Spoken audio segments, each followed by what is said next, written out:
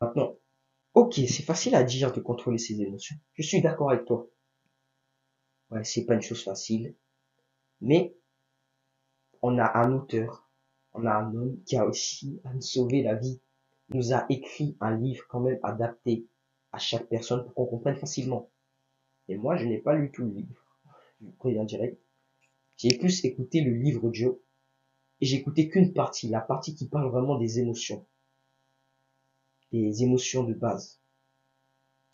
Mais si je dois faire ce résumé de cette partie-là, la vidéo elle sera trop longue. Donc, si vous devez retenir un truc de ce livre, de cette partie qui parle des émotions, est que quand tu es en colère, il faut te questionner sur cette émotion.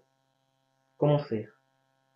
Disons que tu viens de t'énerver parce que tes parents ne veulent pas t'emmener au cinéma.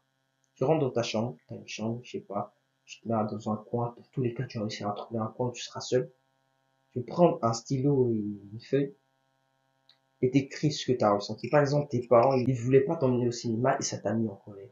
Ce que tu écris, c'est que je suis en colère parce que mes parents n'ont pas voulu m'emmener au cinéma. Et qu'est-ce qui va suivre après? Tu vas te poser des questions. Est-ce que c'est vraiment ça qui te met en colère?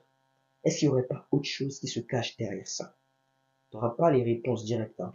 Tu n'auras pas ça d'un claquement de doigts. Non. Parce que ton esprit va aller chercher ça au plus profond de toi.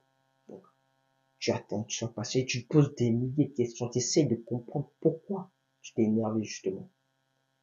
Et au fur et à mesure que tu feras ça, une situation va venir et tu seras en colère, mais tu sauras la gérer. Tu comprends? Tu sauras facilement la gérer. C'est comme ça que tu vas atteindre peu à peu la rationalité.